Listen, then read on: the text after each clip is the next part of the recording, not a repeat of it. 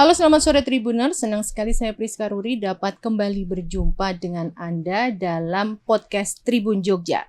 Dan untuk podcast kali ini live dari Studio 52 Yogyakarta. Tema yang akan kita angkat adalah kebudayaan dalam mengenalkan dan mempromosikan Kulon Progo. Dan untuk sore ini langsung saya ditemani oleh Kepala Dinas Kebudayaan atau Kundo Kabudayaan Kabupaten Kulon Progo, bersama dengan Bapak Dr. Andes Eka Pranyoto.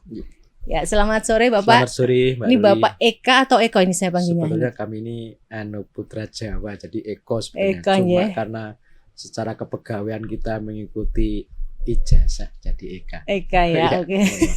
Berarti tetap Eko ya, Eko, ini ya. kan kabudayan ya. Iya. Ya, nguri-uri kabudayan Ngawi tetap Eko. Kabudayan Ya. Jawa. Ya, bagaimana kabarnya Pak Eko? Alhamdulillah baik, dan kita harus tetap semangat di saat program-program kita tinggal ya dapat dikatakan dalam Menghitung hari ya? ya, Iya. menghitung hari untuk berakhir tahun 2024. 24 ini ya. Iya. Oke. Iya. Ini langsung saja Pak, ini Iya. kan kita membahas tentang Kulon Progo. Nah, ini kan untuk beberapa tahun terakhir ini memang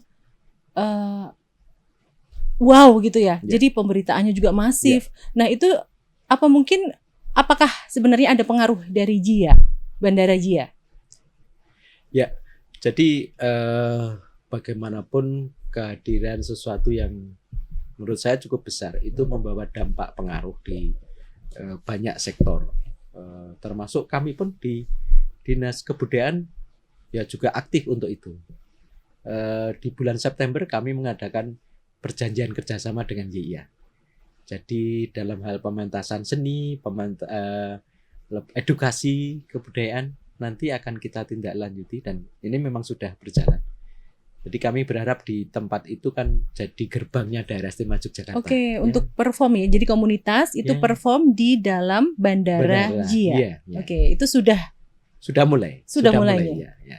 oke. Nah, ini kan program unggulan. Iya. Nah, untuk program unggulan apa saja Pak yang sudah dilaksanakan oleh Dinas Kebudayaan Kulon Progo dalam mungkin sekitar 2-3 tahun terakhir ya Pak ya? Jadi program unggulan yang sifatnya rutin karena besar mendatangkan pihak lain dalam arti komunitas di luar Kulon Progo. Ini ada yang namanya Menoreh Art Festival. Oke. Ya, ini kita mendatangkan kabupaten atau kota-kota di luar Kulon Progo, bisa di DI, bisa di Jawa Tengah, Jawa Barat, dan Jawa Timur, seperti itu. Harapan kami dengan adanya kita mendatangkan seni budaya yang ada di luar kita, itu akan ada inovasi bagi seniman-seniman di Kabupaten Kulon Progo. Yang kedua juga dalam rangka lebih memberikan hiburan kepada masyarakat. Dan yang ketiga, memang di tahun ini Ibu penjabat Bupati mengatakan Kulon Progo itu harus semakin yakin bahwa akan berprestasi dengan cara kemudian ada semacam tagline-nya yang kemarin diresmikan pada saat hari jadi, yaitu Semarak Kota Geblek. Semaraknya itu bisa dalam arti kata semaraknya meriah, ya. Semua kegiatan, semua penampilan itu menjadi meriah, walaupun itu akronim dari semangat untuk membangun itu. Yeah. Semarak apa tadi Pak? Semarak Tagline-nya, Kota Geblek. Semarak Kota Yeah, Geblek. Ya. Oke. Tetap membawa ini ya, gebleknya ya sebagai ikon ya. Ya, selama ini kan kalau kita berbicara pemerintahan itu kan mesti berkesinambungan. Dulu waktu Pak Bupatinya Pak Hasto itu kan sudah mencari ide bagaimana kita lebih mengenalkan, menyemangati Kulon Progo itu dengan bila beli.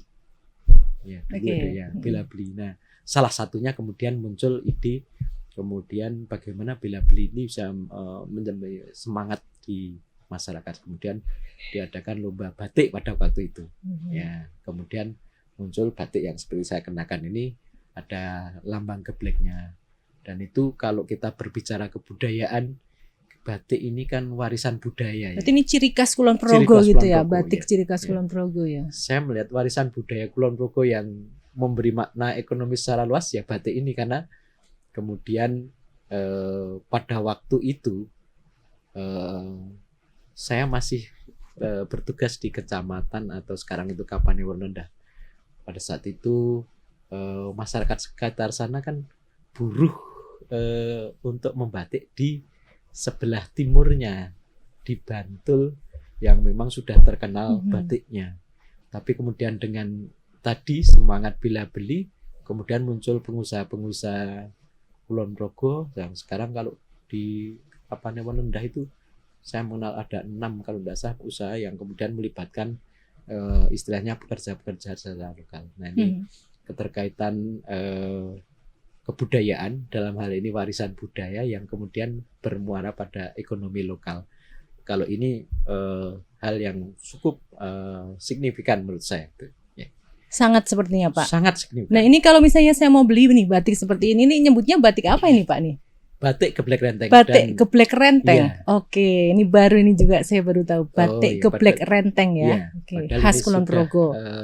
Ya mungkin 8 tahunan gitu kan ada itu. 8 tahun. Nah, ini saya yakin ini juga mungkin teman-teman Tribuners juga banyak yang belum tahu Pak tentang batik geblek renteng. Oke. Nah, ini melanjutkan program-program itu tadi ya Pak ya. Iya.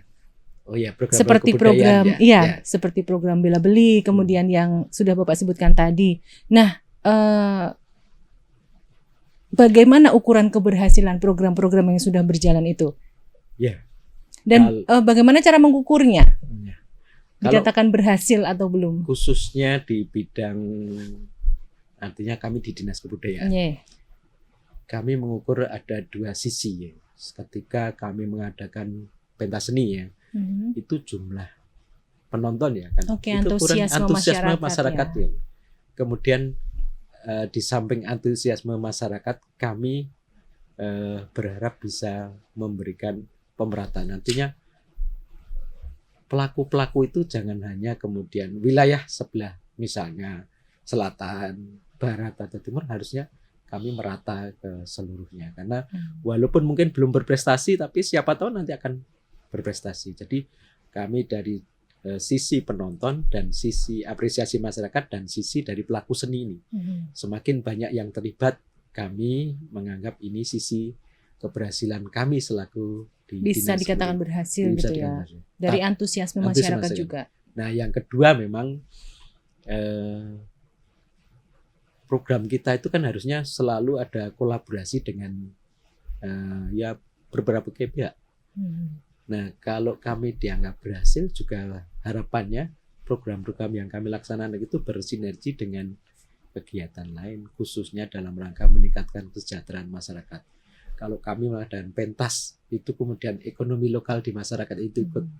UKM itu UKM terlibat. Nah, ini mungkin kami berarti ada prestasi untuk mendorong kesejahteraan masyarakat. Jadi kami mengambil contoh, ini kan masa FKY tingkat provinsi yang ada di Bantul, tapi yang dilaksanakan di masing-masing kabupaten kita tetap melaksanakan walaupun hanya 2 hari. Kami laksanakan hari Rabu, Kamis, tadi berakhir tadi malam.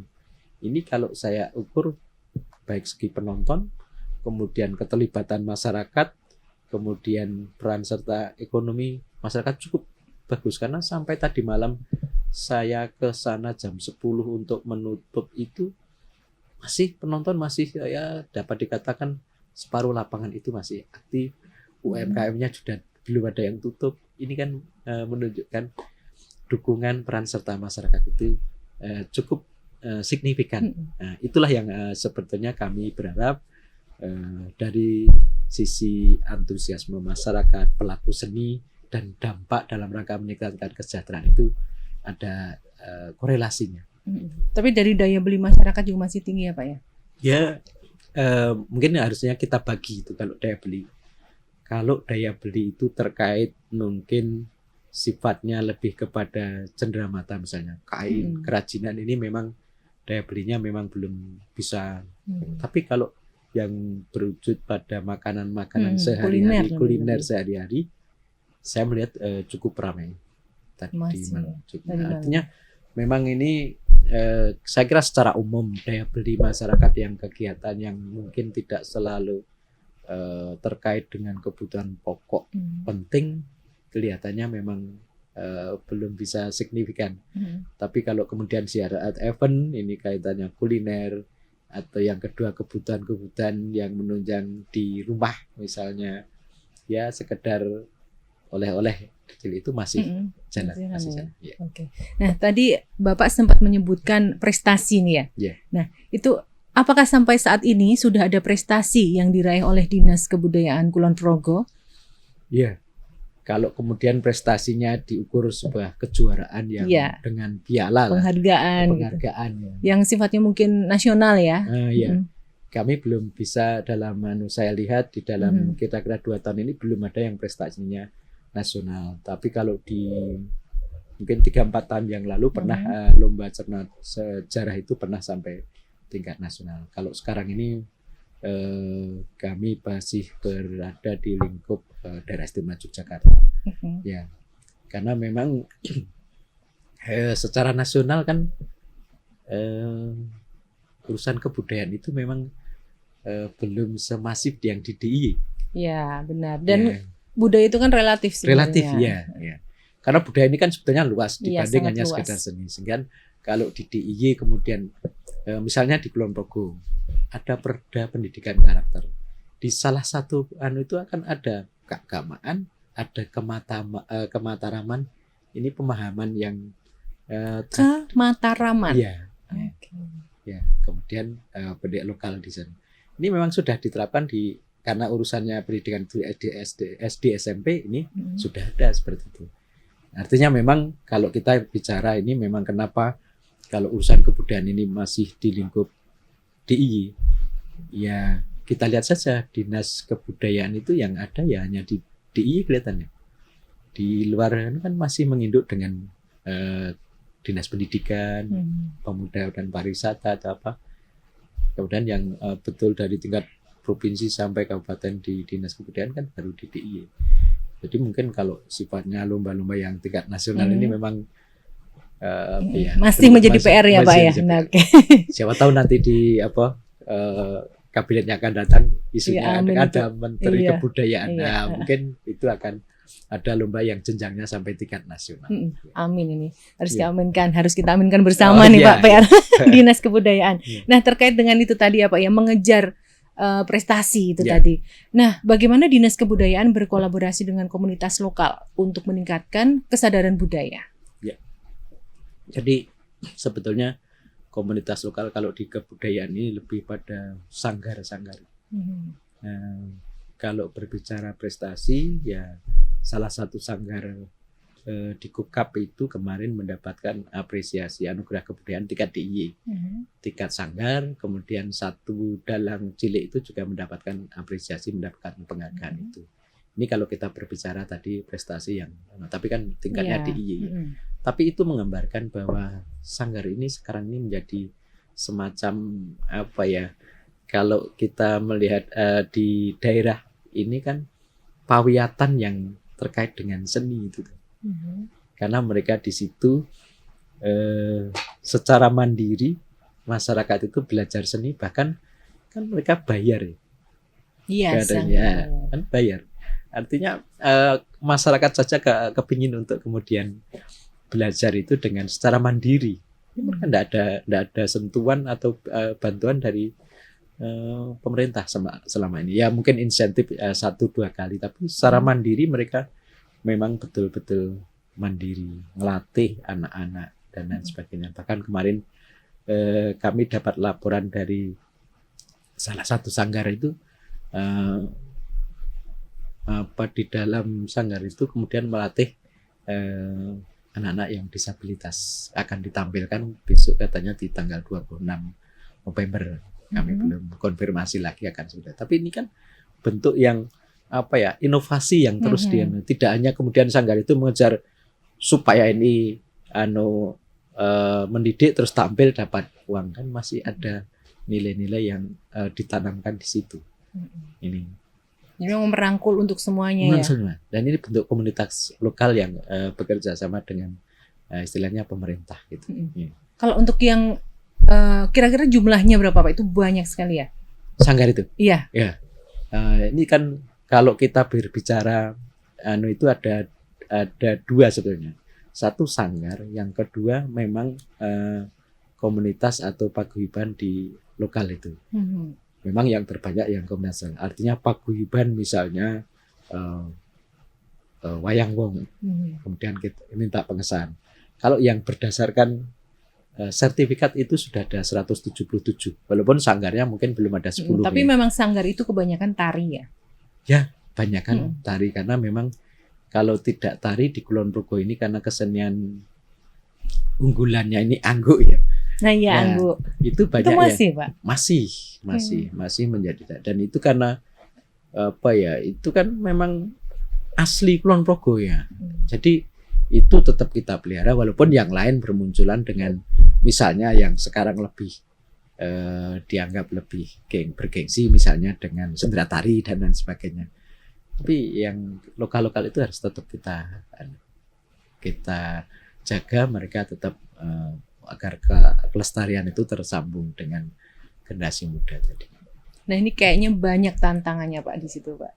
Seperti apa Pak tantangannya? Oh ya, ya kalau yang jadi guyon tantangan kebudayaan itu kan dulu seni budaya itu istilahnya laku ya. Orang hajatan itu nanggap wayang, nanggap ada dulu wayang wong, nanggap jadilan, nanggap ketoprak gitu. Itu semua hidup dengan sendirinya. Nah sekarang ini kan tantangan kita itu apa ya, dengan ya dapat dikatakan kebudayaan baru yang muncul itu kadang kalau kita juga tidak kuat akan hilang. Maka ini tantangannya juga itu dalam rangka kita membackup agar seni budaya yang ada di masyarakat itu tidak hilang. Salah satunya kami ada kegiatan yang sifatnya fasilitasi.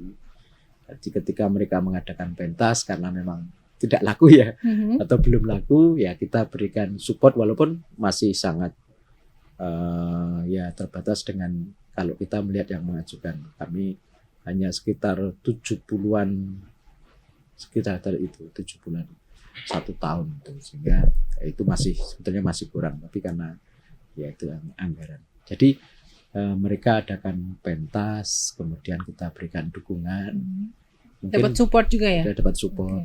Sehingga harapannya satu itu mereka bisa melatih diri ya, karena untuk tampil ini kan juga bukan suatu hal yang mudah ya. Mengekspresikan apa yang mereka geluti dalam hal seni budaya itu juga tidak mudah ketika ditampilkan dalam satu panggung. Makanya kita coba seperti itu.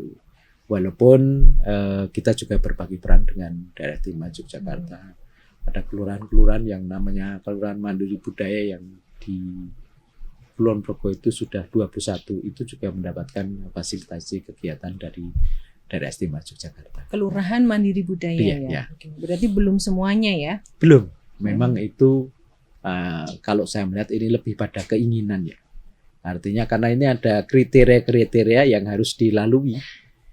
Kenapa saya sebut keinginan ya? Kalau tidak berani untuk kemudian melakukan hal-hal yang sifatnya merintis di masyarakat ya mungkin tidak akan. Nah, untuk apa ini tadi kan tantangannya ya Pak ya. Nah, sejauh mana sih Dinas Kebudayaan itu berkontribusi dalam pelestarian budaya? Khususnya Kulon Progo ya, budaya asli Kulon Progo nih. Ya tadi sudah sebutkan, kita memang tantangannya bahwa kesenian itu kalau kita mau eksis itu harus ada inovasi supaya apa ya diminati masyarakat. Kami ambil contoh sederhana saja. Pentas setiap Rabu kami mengadakan yang namanya di halaman Taman Budaya itu pentas seni tradisi. Itu akan sudah rutin ya. Rutin. Itu akan menunjukkan bahwa di situ mana yang ditambah inovasi itu mendapatkan apresiasi masyarakat, karena di situ hampir dapat kan 90% itu kan jadilan. Kalau jadilan yang masih artinya dengan kalau kita kemudian pakem dengan aturan yang seperti itu, ya ada penontonnya, tapi ada penggemarnya. Tapi kalau yang inovatif, kemudian mohon maaf ini pemainnya ini antara yang laki-laki perempuan berimbangnya. Nah, kan penonton itu kan selera penonton kan seperti itu. Kostumnya sesuai dengan tuntunan sekarang ini. Mungkin juga jogetnya dan lain sebagainya. Ini kemudian ramai penontonnya. Ya, saya lihat ya seperti ini. Kesenian ini, seni budaya ini memang harus inovatif dengan datangnya. Ya mungkin kalau tersebut ya mungkin bisa seni budaya di luar Kulon Progo ya. Ini bisa dari luar negeri tapi ini memang harus kemudian kita juga sendiri harus eksis. Kemudian peran pemerintah itu memang kemudian ini juga menjadi salah satu pendorong. Tadi sudah kita sampaikan, kami juga ingin mencoba tampil di pintu gerbangnya DIY dengan kami mengadakan perjanjian kerjasama itu. Kalau dulu misalnya ada tamu yang dianggap penting atau wisatawan yang agak banyak, itu menurut penjelasan dari YIA, ya kami biasanya Pak, ya yang sudah kerjasama bisa di luar Kulon Progo. Nah, sekarang setelah ada ini kan terus kontak ini ada kegiatan dan kemudian kami tampil seperti itu. Kami lebih mengenalkan itu bagian dari juga menghadapi tantangan itu. Kami mengenalkan itu. Kami juga bekerja sama misalnya dengan Dinas Penanaman Modal dan Pelayanan Terpadu kemarin. Itu karena mereka ada kegiatan temu bisnis dengan pengusaha-pengusaha pariwisata, kami tampilkan Sendratari di situ. Tapi memang belum reguler ya Pak ya? Belum ini. Ini termasuk yang kami sampaikan di dalam perjanjian kerjasama tadi. Kalau ada yang sifatnya nanti memang perlu kami, kok ini kelihatannya mereka kan sudah tahu penumpangnya, ini banyak wisatawan mancanegara. Kami juga siap akan melakukan pentas misalnya di depan kedatangan dan sebagainya. Itu yang kami coba. Nih kayaknya dibikin rutin gitu memang. Tapi ini sih mungkin waktu musim liburan atau Natal dan Tahun Baru seperti itu ya. Rutin itu, setiap berapa jam atau setiap jam berapa gitu Pak ya. Itu sangat menarik gitu Pak. Ya ini kita coba seperti itu dulu. Nanti seperti apa. Makanya di situ juga tidak hanya kemudian pementasan. Kami berharap juga ada edukasi. Edukasi itu bagian penting untuk kemudian kita bisa mendapatkan seniman-seniman lagi dari hasil mungkin edukasi itu. Baik, seperti itu. Nah, untuk dampak program-program Dinas Kebudayaan yang sudah dilakukan terhadap kehidupan ekonomi masyarakat. Sejauh apa Pak? Ya. Ini memang tugas yang kami tekankan kepada teman-teman, sehingga kegiatan-kegiatan yang dulu kalau saya melihat di agendanya itu terpisah-terpisah, ini kita padukan supaya walaupun ini tetap jalan semua. Misalnya begini, di minggu depan ini ada dulu kegiatan pameran seni rupa. Kemudian selesai kegiatan pameran museum. Nah ini kita jadikan satu secara serentak. Walaupun nantinya sendiri-sendiri. Ini ada pameran seni rupa di gedung ini, keluar ini ada pameran batik, keluar lagi ada pameran keris, keluar lagi ada pameran museum. Kami berharap orang yang masuk situ masuk dalam lingkaran itu tadi kemudian disambung UMKM. Kita berharap seperti itu. Yang kedua memang ini tantangan, kemarin kami sudah berdiskusi. Kami berharap ketika menyusun kalender kegiatan, mungkin biasanya kami di awal tahun, ini nanti akan kita coba secara terbuka kepada dinas-dinas yang lain. Kalau mereka punya kegiatan misalnya yang bisa dipadukan, kami misalnya punya pementasan, kan ini ada penontonnya.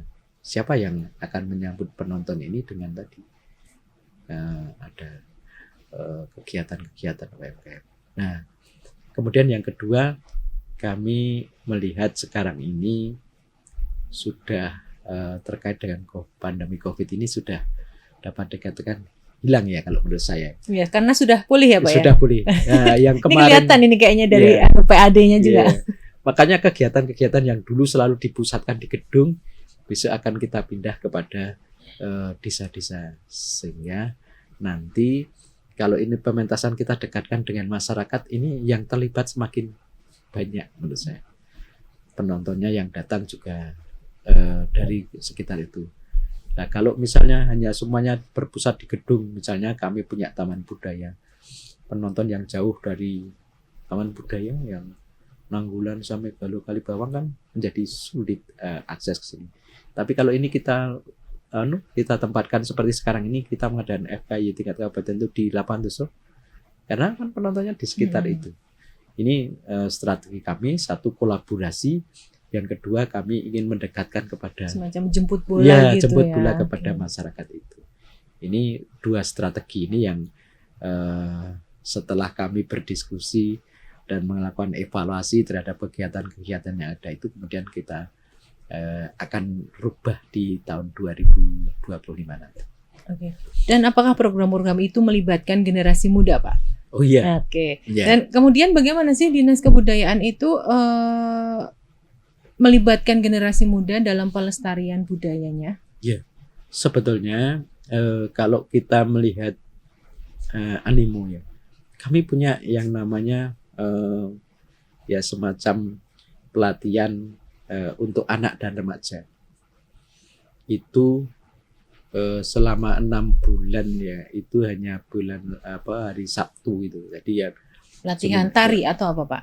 Ada kerawitan, ada seni rupa, ada tadi tari dan sebagainya. Itu kalau kita melihat animo masyarakat itu cukup tinggi, karena di pengumuman misalnya diumumkan kita buka pendaftaran misalnya 1 minggu dari tanggal 1 sampai tanggal 6. Itu enggak sampai tanggal 5, tanggal 2 saja sudah full ya. Full ya. Itu yang kemudian kami menghadap ini satu bentuk kami menurunkan atau mewariskan kepada generasi muda. Kemarin kursus Panoto Coro yang kalau kita sebut MC Jawa itu. Oke, ya. Ya, itu nggak sampai 2 hari tutup karena kuotanya terpenuhi. Terus kemudian dari itu ternyata saya dikontak sama teman itu, Kalurahan mengadakan sendiri. Ini kan bagaimana kemudian kebudayaan itu mendapatkan simpati dari masyarakat. Oh ternyata Pak Lurah itu benar yang diinginkan untuk Karang Taruna ini pelatihan seperti ini. Nah ini kan apa bentuk-bentuk memancing gitu memancing ya. Daerah-daerah. Terus kemudian di kelurahan-kelurahan yang sifatnya mandiri budaya ini kan ada pelatihan, misalnya anggota Karang Taruna itu untuk menjadi pelatihan yang dulu dengan jalan jongkok itu.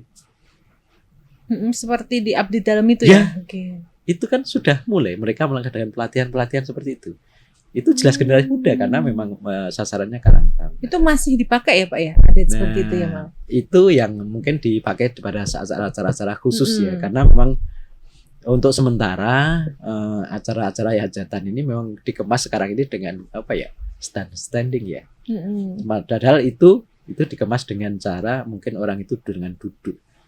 Nah, tapi kemarin saya menghadiri acara di salah satu kelurahan mandiri budaya itu ya seperti dulu, wayangnya di sana, kita penontonnya di belakang kelir itu, kemudian cara menyuguhkan makanan juga dengan jongkok itu dilakukan anak-anak muda. Ada kecintaan terhadap ini berarti masih bisa kita jaga. Itu beberapa contoh. Terus kemudian kami memang secara regulasi bersama teman-teman terkait dengan yang sifatnya kompetisi ini kami harapkan dibatasi umur. Ya, walaupun pesertanya memang tidak kemudian mutlak. Kalau pesertanya misalnya lomba karawitan sejumlah 40, ini kita harapkan yang 30 ini memenuhi kriteria yang misalnya 30 ke bawah dan lain sebagainya. Itu selalu kita buat untuk kemudian bisa mewariskan. Ya, karena memang ini yang sering jadi pertanyaan bagaimana kita untuk seni budaya ini bisa terus berlangsung ya, tidak kemudian hanya dilakukan oleh ya mungkin yang semakin profesional, tapi kemudian harus ada upaya-upaya kita untuk ke arah itu. Memang harus ada ini regenerasi Ya, harus. Dan regenerasi itu mau tidak mau ada yang tua itu legowo untuk kemudian melatih kepada yang muda kan seperti itu, yang menjadi penerusnya. Harusnya ya, harusnya seperti itu. Cuma memang saya ini ada sih beberapa yang perit ilmu. Ya. Nah itu tantangan sendiri ini dinas kebudayaan juga ini. Ya. Makanya kemudian kami ada tadi pemaksa lah. Ketika dibuat lomba, umurnya yang kita batasi ini kan mau tidak mau itu seperti itu. Dan di DIY misalnya senjata itu sudah ketat dengan KTP-nya di bawah dicek. Ya, kami pun meniru hal itu. Karena apa itu dengan seperti itu memang kemudian di tingkat bawah akan menyiapkan tidak selamanya setiap tahun ketika wah ini juara, ini terus nah, ini kan yang jangan sampai seperti itulah. Ya. Dan yang terakhir harapan dan rencana ke depan dalam pelestarian kebudayaan. Khususnya di Kulon Progo. Ya. Karena kebudayaan itu cukup luas ya, tidak hanya kemudian yang berwujud pentas. Kami berharap kami ini setelah mempunyai taman budaya yang tempat untuk pentas para seniman, kami juga masih berharap ke depan dan merintis untuk museum. Ini karena bagian dari upaya menjaga kelestarian itu. Kemudian kami juga masih berharap ini dalam proses, artinya kita juga. Yang kedua, kami juga berharap pentas-pentas yang kita laksanakan ini semakin luas ya, semakin mendapatkan apresiasi dari masyarakat. Tentu ini dengan berbagai langkah kolaborasi tadi saya sebutkan dengan berbagai pihak, supaya ini semakin mendapat dukungan. Ketika ada pentas ya kita berharap tidak hanya kemudian pentas, tapi ada dukungan tadi misalnya kulinernya, ada UMKM-nya yang sama-sama itu menurut saya saling sinergi lah. Saya kira permasalahan-permasalahan yang sifatnya Kulon Progo ini kan masih di kesejahteraan yang diinginkan ya. Karena kalau kita berdasarkan angka kemiskinan dan lain sebagainya masih di posisi itu, stunting dan nah kami berharap misalnya di bidang ada tradisi, nanti ada upacara-upacara adat yang itu dapat difahami sebagai bentuk sosialisasi. Kami misalnya ya upacara adat perorangan, ada yang kalau hamil itu misalnya, nah, kemudian kita bisa sosialisasikan dalam bentuk itu kolaborasi. Oh ini makanan bergizi yang untuk ibu hamil dan lain sebagainya. Jadi semakin banyak kita berkolaborasi dengan dinas yang lain, itu yang harus kita lakukan akan seperti itu. Makanya tadi saya sampaikan kita dalam menyusun kalender event itu besok ini kita akan kolaborasikan dengan berbagai pihak. Dan yang tentu hal yang paling penting mendasar bahwa di tahun 2025 ini kan ada pemimpin baru di hampir semua daerah kan sama serentak ya. Kita menurut saya peran pimpinan daerah akan sangat berperan, walaupun kalau kita berbicara kata-kata ataupun visi misi itu semua di Kabupaten Kulon Progo itu ada yang namanya berbudaya, itu mesti berbudaya berkelanjutan itu ada. Nah, ini yang kami harapkan juga menjadi semacam daya dorong bagi kami, faktor-faktor yang akan mendorong kebudayaan ini akan semakin lebih eksis di Kulon Progo dan lebih-lebih peran ataupun Kulon Progo menjadi pintu gerbangnya Daerah Istimewa Yogyakarta ini bisa kita wujudkan, baik dalam hal memberi warna ketika orang datang atau lewat di Kulon Progo itu bisa menilai, oh ini Kulon Progo dengan ciri khas tertentu misalnya. Ini tadi diskusi itu juga mestinya kita sudah ada ciri khas di Kulon Progo kayak bangunan dan lain sebagainya. Ini memang tantangan ke depan dalam rangka kita satu lebih bisa menjadi peran terhadap kolaborasi dari masing-masing dinas itu. Bahkan kami juga pernah saling untuk dikoordinasikan peran kebudayaan dan pariwisata itu untuk kemudian saling bahu membahu tadi mengenalkan dan menyambut istilahnya orang atau tamu. Dan yang kedua berefek pada kesejahteraan. Dan yang ketiga untuk bisa menjadi ciri atau pembeda dengan daerah yang lain. Wajib duet maut itu ya Pak ya. Wah, iya. Pariwisata Semakin dan banyak. kebudayaan. Ya, Okay. karena ini menjadi semacam kekuatan di masyarakat kalau itu bisa berkolaborasi bareng. Saya kira ini menjadi duet yang sangat bagus.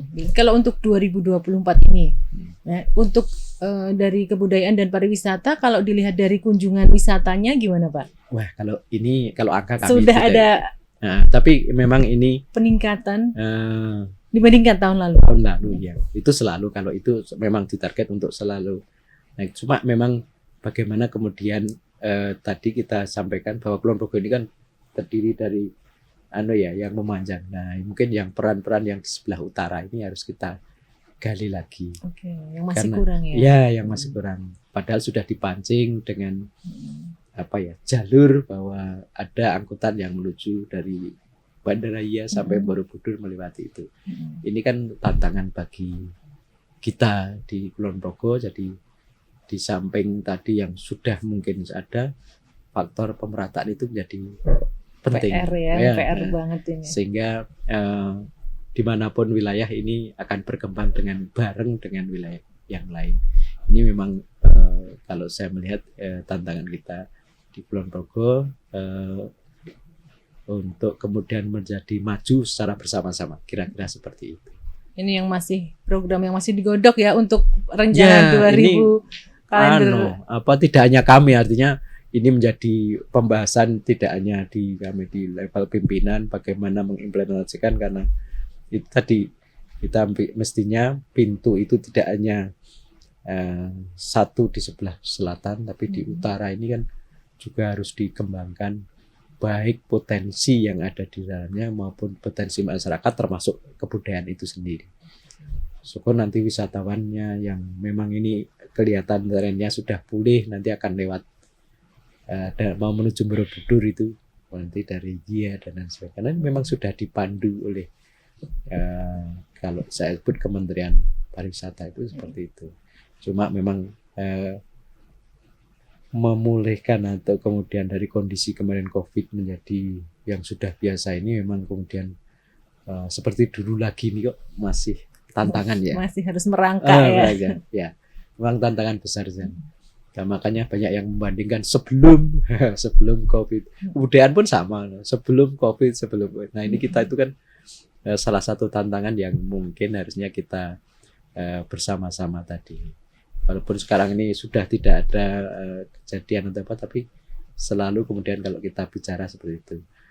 Kami pernah ada namanya Gerbang Samudra Raksa di. Iya. Nah, itu bagaimana kami mencari masukan bentuk apa yang mestinya kami lakukan. Ya, kemudian berdasarkan survei di pihak itu, tapi rate-nya untuk lalu lintasnya itu masih di bawah keekonomian. Sehingga kalaupun ini dilakukan bentuk kerjasama, ya mungkin akan jatuhnya nanti lama. Ya, kecuali nanti kalau berwujud sewa dan lain sebagainya mungkin bisa dengan langkah yang pendek, tapi memang hasilnya belum bisa memuaskan. Nah, ini memang hal-hal seperti ini tantangan kita tidak hanya kemudian dari diri kita sendiri, tapi faktor lain terkait transportasi, kemudian usaha dan lain sebagainya. Ini memang harusnya jadi satu padu seperti itu. Walaupun dialognya kebudayaan, tapi memang harus kemudian menyambung dengan mungkin teman-teman yang tadi sudah semuanya bersinergi ya. Kalau kita berbicara atas nama pemerintah, ya pemerintah itu satu kesatuan yang dikomandoi oleh pimpinan itu. Baik. Ini sebelum kita tutup nih mungkin ada sedikit pesan atau harapan dari Pak Eko terkait kebudayaan Kulon Progo. Ada hal yang kita harapkan kalau itu berkaitan dengan yang sifatnya seni ya, artinya bukan kebudayaan. Kalau yang berkaitan seni memang kami berharap dan langkah ini kami tuangkan dalam istilahnya rencana-rencana. Kami berharap semakin banyak pelaku seni ini semakin senang kami. Semakin banyak artinya baik itu usianya, baik para pelakunya. Karena memang tidak semuanya itu kan sekarang ini memahami seperti itu. Sehingga kami dengan adakan pementasan itu baru ini. Yang kedua, kami berharap dengan adanya seni budaya itu bisa merekatkan semacam semangat di masyarakat ya, dengan gotong royong. Ya, karena ada misalnya dulu pementasan yang kita beri fasilitasi sekian, tapi gotong royongnya menjadi besar. Ini kan semangat-semangat yang dulu mungkin agak menurun ya. Ini kembali lagi dengan semangat pementasan kesenian kebudayaan itu. Itu saya kira yang dapat kami inginkan. Satu, semakin banyak mendapatkan apresiasi dan semangat gotong royong ini tidak boleh turun lagi, harus terus kita bangun supaya karena itu daya rekat masyarakat itu itu supaya tidak hilang. Walaupun kami misalnya menjadi semakin maju dengan peradaban yang maju, tapi semangat merekatkan kegotong royongan masyarakat ini melalui kebudayaan ini kami harapkan tetap lestari. Gitu. Amin. Nah itu harapan kita semua ya Pak ya. Oke. Iya, tapi memang faktanya itu yang faktanya kita terjadi ya, dan jadi PR yang sangat besar ini Dinas Kebudayaan Kulon Progo.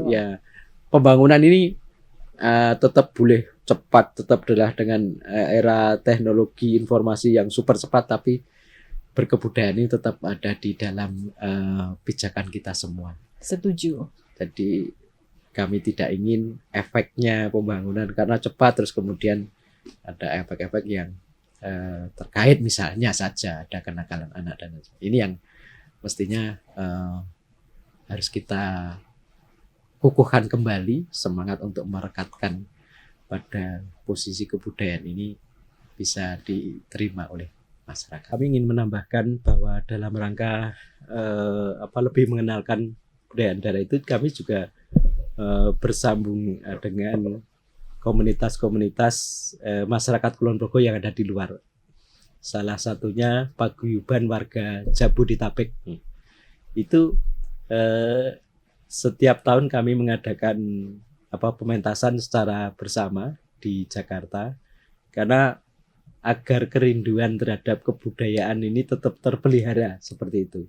Kami berharap mereka sudah di Jakarta, di sekitarnya itu kerinduan akan kampung halaman dan budayanya ini masih tetap terpelihara. Sehingga harapan kami ini akan menambah kecintaan walaupun dari segi orang yang sudah ada di perantauan. Harapannya nanti juga anak-anaknya juga akan ketika orang tuanya memberikan arahan, memberikan pengertian, ini juga akan bersambung dengan apa yang kita usahakan secara bersama-sama. Walaupun ini baru satu kali setiap tahun, tapi kami berharap ini menjadi semacam pengobat rindu, tapi juga bisa sebagai bentuk mewariskan kebudayaan. Kita aminkan bersama ya Pak ya. Oke. Baik, terima kasih. Demikian perbincangan seru podcast kali ini terkait kebudayaan dalam mengenalkan dan mempromosikan Kulon Progo. Dan semoga apa yang sudah diusahakan dapat terus berkembang. Amin. Dan apa yang direncanakan dapat berhasil sesuai harapan. Oke. Baik, terima kasih. Selamat sore. Saya Priska Ruri dan Bapak Eko Pranyoto. Mohon undur diri. Sampai jumpa di podcast Tribun Jogja selanjutnya.